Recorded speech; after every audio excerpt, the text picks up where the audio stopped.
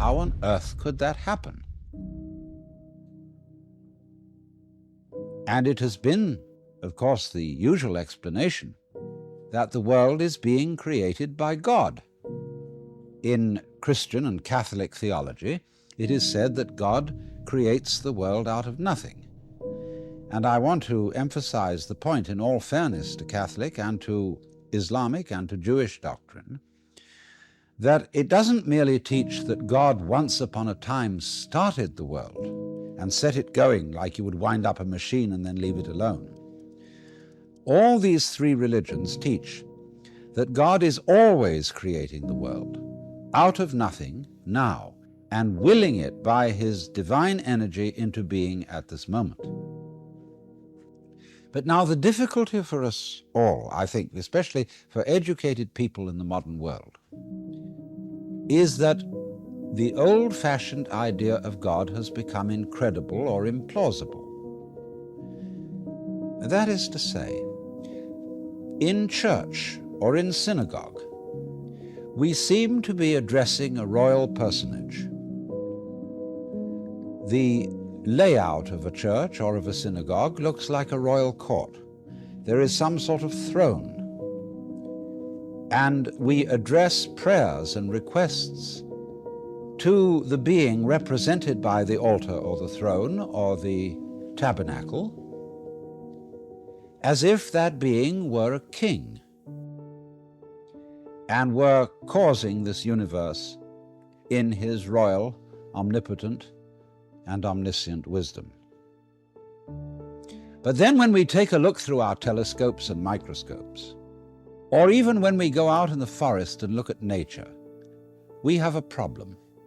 Because the idea of God that we get from the Holy Scriptures, the Bible, the Quran, doesn't quite seem to fit the sort of world around us that we see, in just the same way as you wouldn't dream of ascribing a composition by Stravinsky to Bach.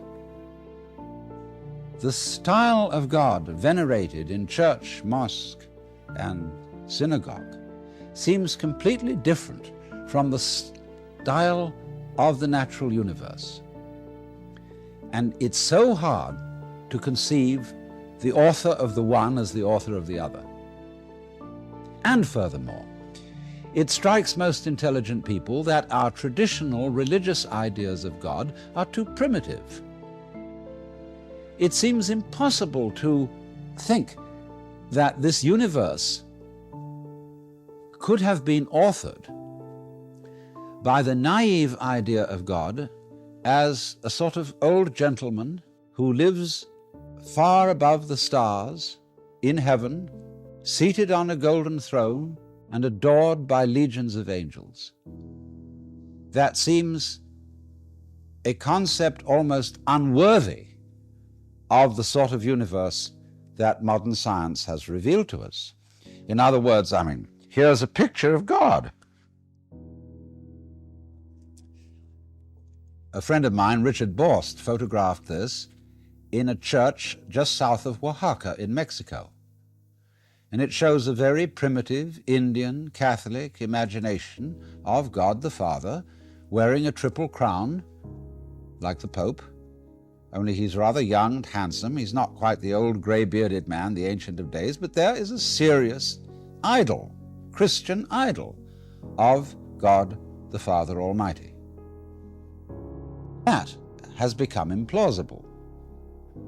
But also for many people it has become implausible that the root of the universe, which the theologian Paul Tillich calls the ground of being, that the root of the universe can be in some way a person to whom we can relate in just the same way that we relate to other people, and furthermore, a person who cares about us.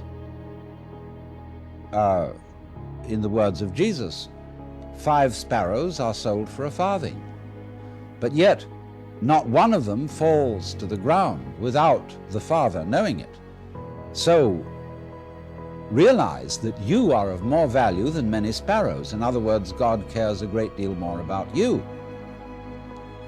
But it just baffles our imagination that there could be this sort of person who cares about each one of us, who is totally aware of every single thing that we are and that we do, and by virtue of being aware of us, creates us. In fact, I've often thought about this whole thing. The kind of God that people worship is, of course, an attempt to imagine an absolutely perfect human being. But it's a very poor attempt.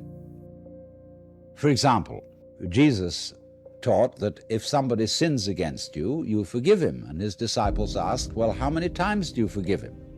And he said 99 times, which is our way of saying umpteen times. Always forgive somebody who sins against you. But notice that that is required of a saint. A saint is always forgiving, but it's not required of God. God will not forgive you unless you apologize. And you have to grovel on the ground if you've committed what the Catholic Church calls a mortal sin. You've got to come to God in a state of great penitence, and if you don't do that, you are liable to be confined in the dungeons of the court of heaven, commonly known as hell, for always and always and always. Now, I don't think that's a very nice kind of fellow. I mean, you wouldn't invite that sort of God to dinner, because he would embarrass everybody. Everybody would be sitting on the edge of their chair, feeling like this, and God would be looking at you in such a way that you felt you were being seen through and through, that all your awful past, all your falseness and lack of authenticity would be completely perceptible to him. And though he understood it, and though he forgave it, he would nevertheless make you feel absolutely terrible. Well, you just wouldn't want that sort of company at dinner. You may think it's frivolous of me to say this, but don't forget that the pictorial image of God that people have in the backs of their minds, even if you're a very sophisticated philosopher or theologian, that primitive pictorial image has a very strong influence on your feelings about religion, about the universe, and about yourself. So it's just for that reason that the traditional idea of God has become implausible to many people, and that modern Protestant theologians and even some Catholics have been talking recently about the death of God, and about the possibility of whether we could have a religionless religion. That is to say, a religion which does not involve belief in God. What, in other words, would become of the gospel of Jesus Christ, if it were shown that Jesus' own belief in God were unnecessary and invalid? What would remain of his teaching, of his ideas about caring for other human beings, about social responsibility, and so on and so forth, if the idea of God simply evaporated? Now, I think that's a pretty wishy-washy kind of religion.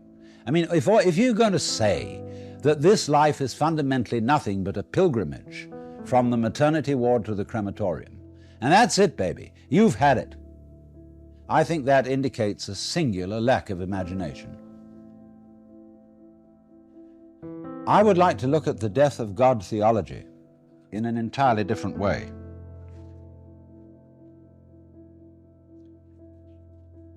I would like to say that what is dead is not God, but an idea of God. A particular conception of God has died in the sense of becoming implausible. And I find this a very good thing, because, well, it's a principle of Jewish theology and later of Christian theology, that it is always a mistake, even a sin, if you want to call it that.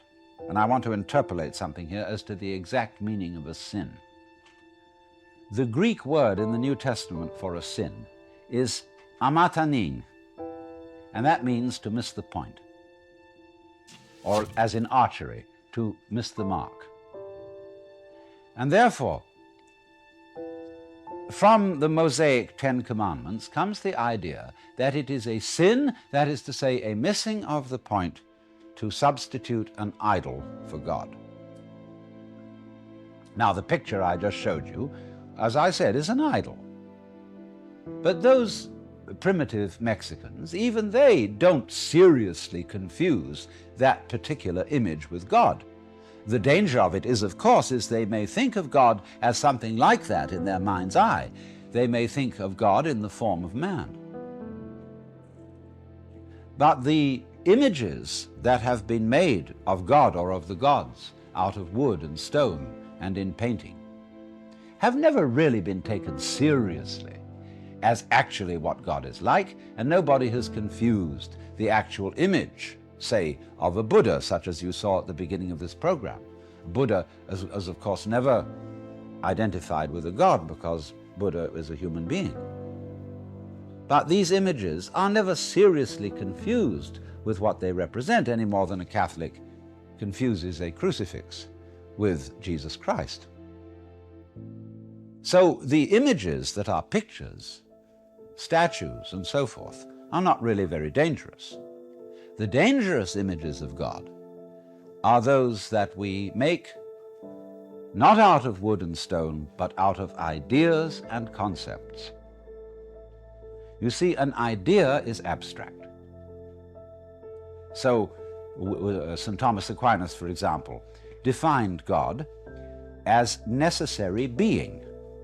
He who is necessarily.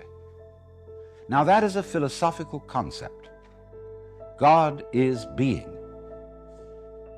But that concept is an idol, because it confuses God with an idea, and because an idea is abstract, it seems something very much more spiritual than an image made of wood or stone. And that's just precisely where it becomes deceptive. Likewise, many people think that the Bible is the authentic Word of God, and therefore they worship the Bible and make it into an idol, disregarding the ironical remark of Jesus to his contemporary Jews, "You search the Scriptures daily, for in them you think you have life." And as St. Paul said later, the letter kills, but the Spirit gives life. And so whatever you put as an image or an idea in the place of God necessarily falsifies God.